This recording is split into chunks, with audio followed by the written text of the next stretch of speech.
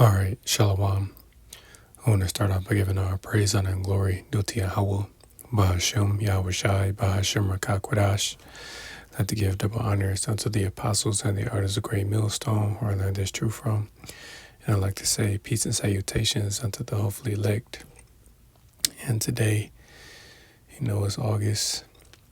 It's the 25th, but I'm going to, premiere it on Monday, August 26th, 2024, Missile Monday. And I have this article from AP News, and the headline reads, "We were expendable. Downwinders from world's first atomic tests are on a mission to tell the story." So I'm just going to go into this article and bring out a few scriptures. Lord willing, this lesson is edifying and straight to the point. And pretty much, it's going into, pretty much the nuclear test that took place, in Nevada and New Mexico,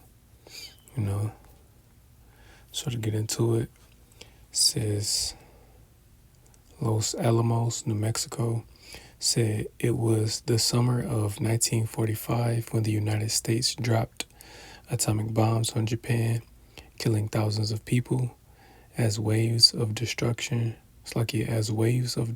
energy obliterated two cities. It was a decisive move that helped bring about the end of World War II. But survivors and the generations that followed were left to grapple with sickness from radiation exposure. At the time, U.S. President Harry Truman called it the greatest scientific gamble in history, saying the rain of ruin from the air would usher in a new concept of war, a new concept of force and power. What he didn't mention was that the federal government had already tested this new force on U.S. soil. Just weeks earlier in southern New Mexico, the earlier morning sky erupted with an incredible flash of light. Windows rattled hundreds of miles away, and a trail of fallout stretched to the East Coast. So, as we know, they've been doing nuclear tests, on U.S. soil since the 1940s, man. And, they're still continuing. They're still continuing, and just recently, I don't know if I made mention of it, but, they have a lot of, nuclear waste that they're bringing to Michigan. What they're going to do with it specifically, who knows? But we'll have to see. But as you can see, man, from those tests, it says it shattered, windows from hundreds of miles away. And I did a video, some months ago about pretty much, these Gadite women, that were living out in the desert, their home. It was either in Nevada or New Mexico. Is in one of those states. But pretty much, they were doing a nuclear test. And pretty much, again, they said what this article described, they seen, that bright flash and, their windows, were broken. And eventually, they ended up getting sick, from the radioactivity and the fallout, So just to make mention real quick, man, this devil has to pay, man. He has a lot to pay for. Because again, although these nukes are going to serve two different purposes, but again, they are, they're extremely deadly, because again, man, after it detonates, man, the radiation, that spreads from it, man, it's crazy. But continuing on, it says, ash from the Trinity test rained down for days. Children played in it, thinking it was snow. It covered fresh laundry that was hanging out to dry. It contaminated crops, singed livestock, and found its way into cisterns used for drinking water. And, that's insane. You know, they said that, it rained, fall out for days, and, those children thought it was snow. But don't be surprised as well if, this current water that we have, is still contaminated from that radioactivity, man. you know. But I guess this is insane, man. It says the story of New Mexico's downwinders, the survivors of the world's first atomic blast, and those who helped mine the uranium needed for the nation's arsenal, is little known. But that's changing as the documentary First We Bombed New Mexico racks up awards from film festivals across the United States. Slucky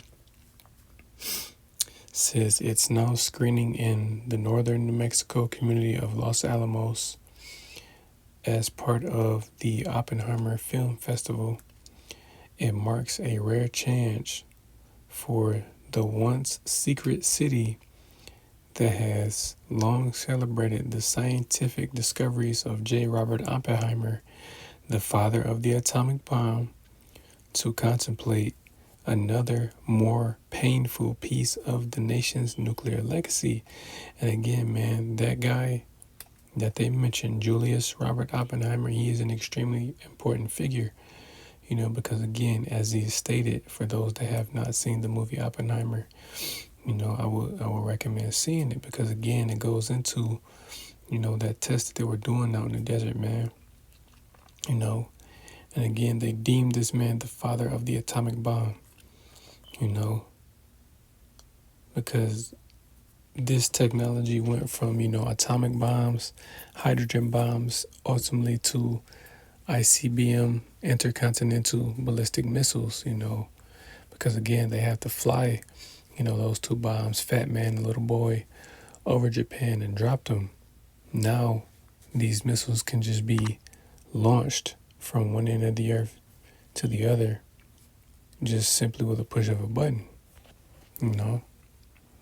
So continuing, it says the film, directed and produced by Lois Lippman, highlights the displacement of Hispanic ranching families when the Manhattan Project took over the Pajarito Plateau in the early 1940s. The lives forever altered in the Tularosa Basin, where the bomb was detonated, and the Native American miners who were never warned about the health risks of working in the uranium industry. See, man, that's what this devil does. And again, making mention of that, the video I did, some months ago, about those Gadai women, they were never warned. They never told them that, hey, we're going to, detonate this nuclear bomb. You might want to get out of this region. They never warned them, man. And this is how you know that this man is the devil. He didn't even warn, the Gadai workers, because it said, Native Americans. So the Gadai workers who mine them, those uranium fields, they never told them about the health risks, man. So ultimately, I'm pretty sure those men ended up getting some form of cancer, from working in those mines, man. It's insane. It says their heart-wrenching stories woven together with the testimony of professors and doctors spurred tears in Los Alamos, as they have in Austin, Texas, Annapolis, Maryland, and every other city where the film has been screened. Andy Cron, a longtime Los Alamos resident, was in awe of the cinematography, but also horrified as she learned more. Just unbelievable, she said, noting that even people who have been involved in studying different aspects of the Trinity test decades later remain unaware of the downwinders' plight. Lippman and others hope to distribute the documentary more widely as a part of an awareness campaign as Downwinders push for the Federal Radiation Exposure Compensation Act to be reauthorized and expanded to include more people who have been exposed by nuclear weapons work carried out by the federal government.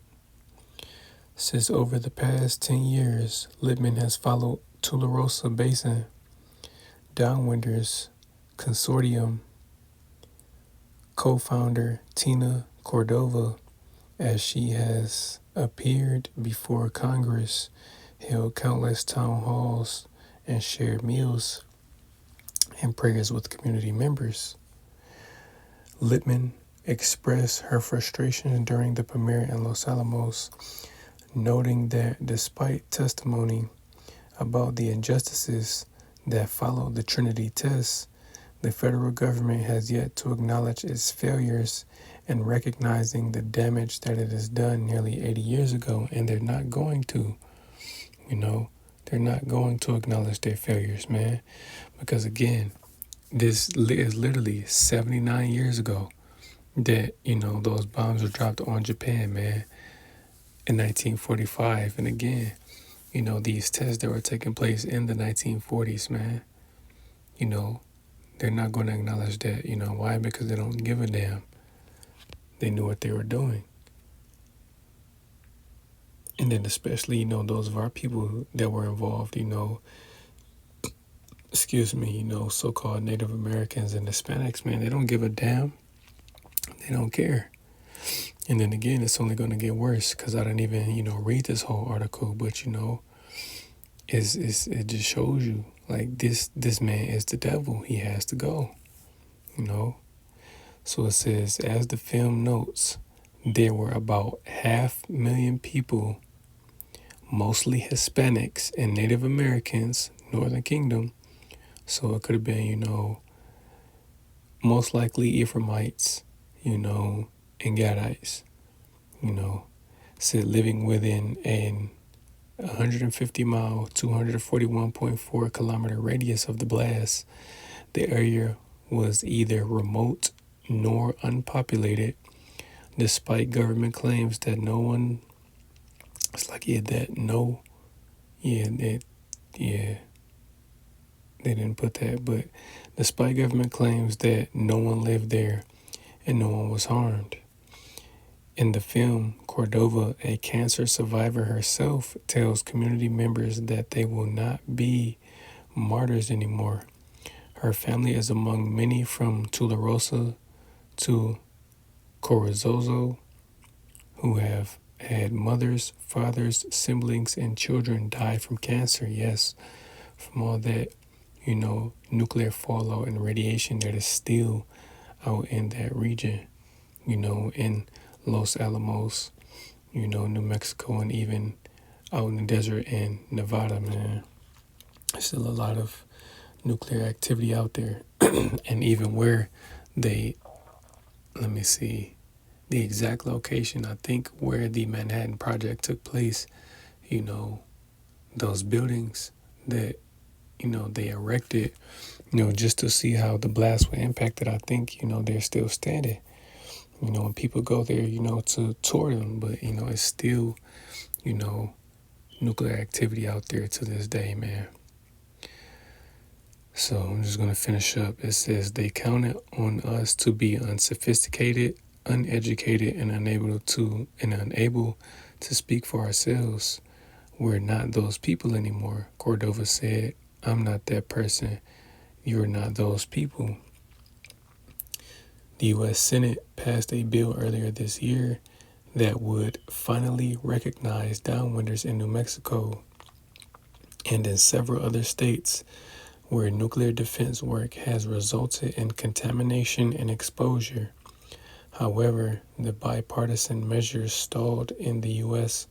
House over concerns by some Republican lawmakers about cost. Cordova and others turned out Wednesday in Las Cruces to demonstrate as U.S. U.S. House Speaker Mike Johnson visited New Mexico to campaign for Republican congressional candidate Yvette Herrell. The downwinders have vowed to make it a campaign issue in the must-win district as well as in the dozens of other Republican districts around the U.S. that would benefit from an expansion of RICA. At the film festival, Cordova told the audience that people for too long have been living separate lives, a poignant statement particularly for Los Alamos, where science can sometimes be compartmentalized as experts work on solving specific aspects of bigger problems. There are no boundaries. We are not separate people. We all live in this state together. And I think, Slucky and I would like to think that because of that, we consider each other to be neighbors, friends, we're relatives with some of you, she said, thanking them for being there to hear another side of the story. We should be standing together for what is right, she said, prompting applause. The audience included workers from Los Alamos National Laboratory, county officials, and a state senator. Bernice Gutierrez was born in Carrizozo several days before the bomb detonated. She had no words to describe how important she believes it is for the people in Los Alamos to learn about the downwinders. I think a lot of people were surprised, she said, after the first screening. They don't know the history. The Trinity was on a short list for possible locations for testing the bomb. The others included 2 sites in California, 1 in Texas, and another in Colorado. The flat, arid nature of the White Sands Missile Range won out, with scientists initially thinking that predictable winds would limit the spread of radiation. That ended up not being the case, as erratic weather often accompanies New Mexico's summer rainy season. Aside from shifting winds, the rain the night after meant fresh fallout likely found its way into the rainwater that was captured by residents' cisterns, according to a 2010 study by the Centers for Disease Control and Prevention. The CDC also noted that another path of exposure involved dairy cows and goats, which residents depended on for substance. New modeling used by a team of researchers led by Princeton University showed in 2023 the nuclear explosions carried out in New Mexico and Nevada between 1945 and 1962 led to widespread radioactive contamination.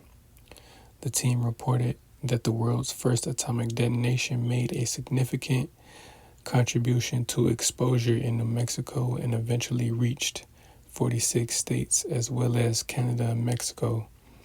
Cordova said the federal government didn't warn residents before or after the detonation and continued for decades to minimize it because we didn't matter.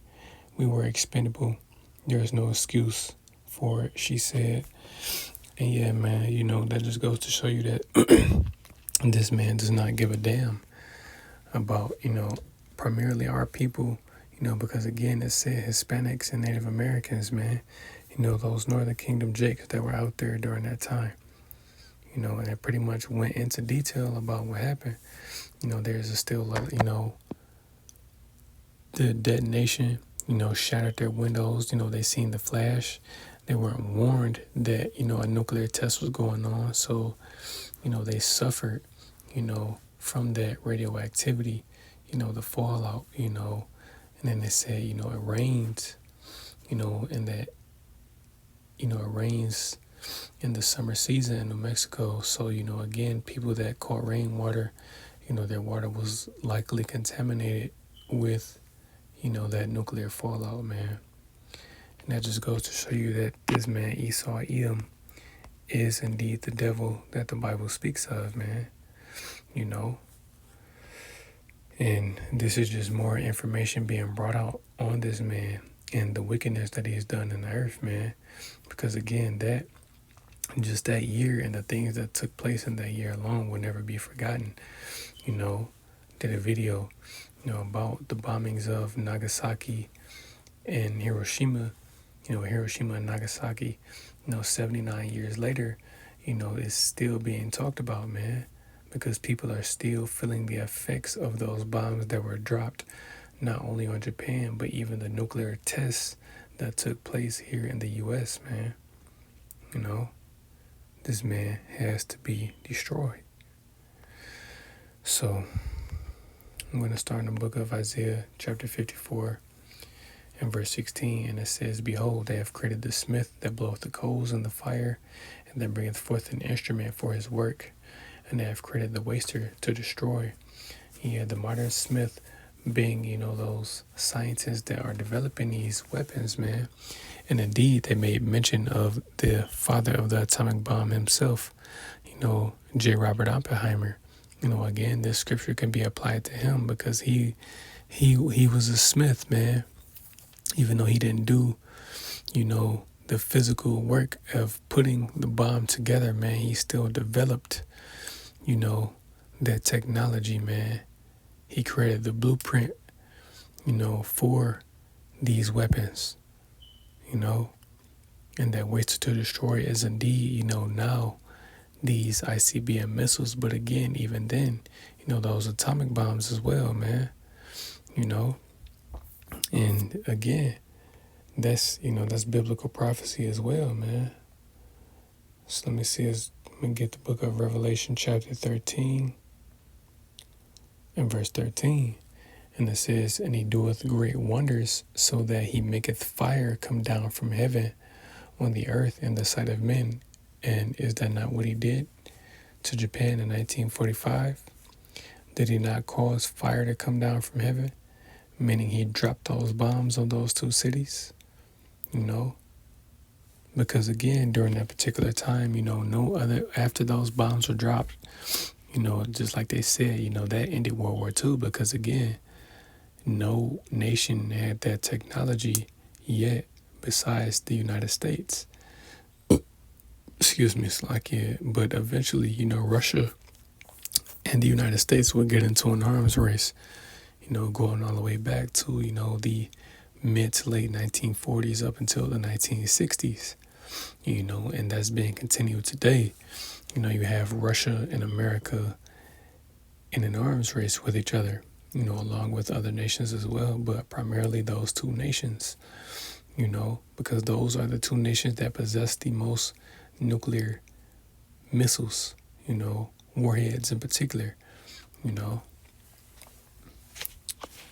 So now I'm going to get the book of Job, chapter 9, and verse 24. And it says, The earth is given into the hand of the wicked. He covereth the faces of the judges thereof. If not, wherein who is he? And yeah, man, the earth indeed was given into the hand of the wicked. And you can see this is just one of many examples, man. This man testing, these nuclear weapons on U.S. soil and, not having regards of the people that were living in that particular region in Los Alamos, and they suffered for it, man. Again, just like those people in Japan suffered, that radioactivity, and radiation in those two cities. The people, those Israelites that were in New Mexico and Nevada suffered as well, man. This man is the wicked that the Bible speaks of, man. This man is the devil. And again, more info is being brought out. So let me see. Grab this right quick.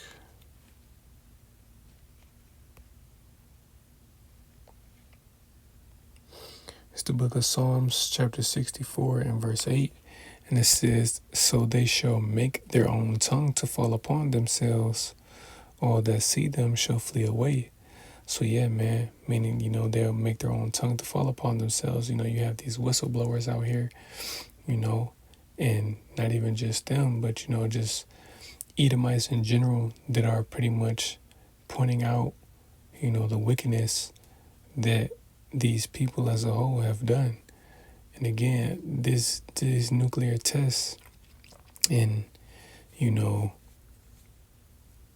particular areas where they're developing these weapons, and creating these weapons, man, it causes damage. It shows you that, who the wicked is, man. It's Esau. Esau is the wicked, and that's this man's blessing, the sword. So, I'm just going to get that, getting straight to the point in Genesis chapter 27 and verse,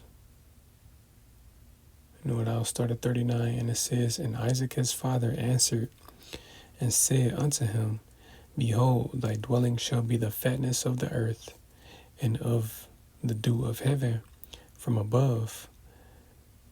Verse 40, and that's the point, "And by thy sword shalt thou live, and thou shalt serve thy brother. And it shall come to pass, when thou shalt have the dominion, that thou shalt break his yoke from off thy neck."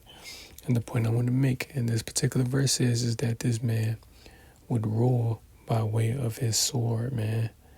And what is his ultimate sword? These nuclear weapons that are being developed, for this coming World War III, man.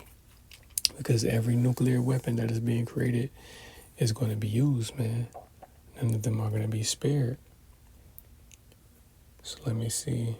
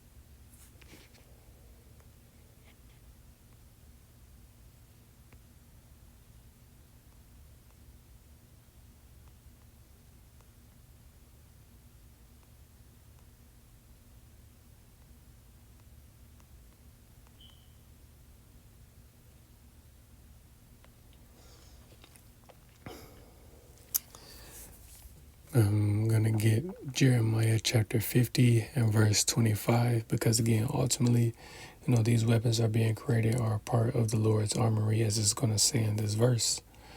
This is Jeremiah 50 and 25. It says, "The Lord hath opened his armory, and hath brought forth the weapons of his indignation. For this is the work of the Lord, power of hosts in the land of the Chaldeans." And this destruction is gearing up and is getting ready, for America. That's ultimately who, this destruction is for, Esau, So I'm going to get the book of Isaiah chapter 9 and verse 5.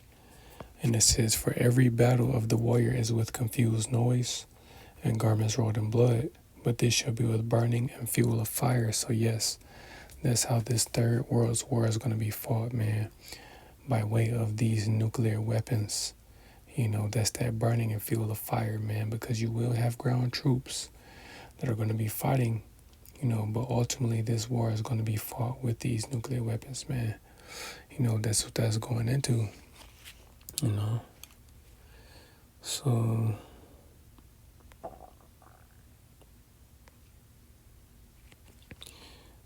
I'll end it on Joel chapter 2 and verse 1. And it says, "Blow ye the trumpet in Zion, and sound an alarm in my holy mountain.